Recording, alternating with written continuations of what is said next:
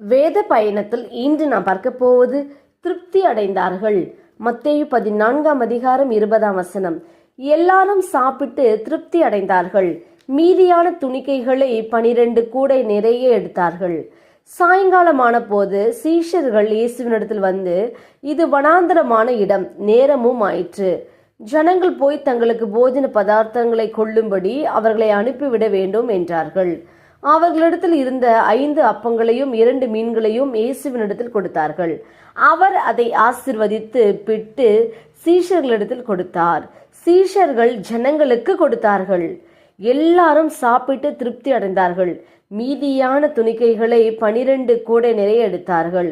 ஸ்திரீகளும் பிள்ளைகளும் தவிர சாப்பிட்ட புருஷர்கள் ஏறக்குறைய 5000 பேராய் இருந்தார்கள்.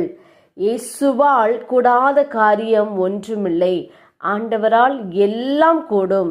நாம் ஜெபிப்போம். அன்பின் பிதாவை, கேட்ட வார்த்தையின்படியே நீர் எங்களுக்கு செய்ய போற கிருபைக்காய் ஸ்தோத்திரம். இயேசுவின் நாமத்தில் ஆமேன்.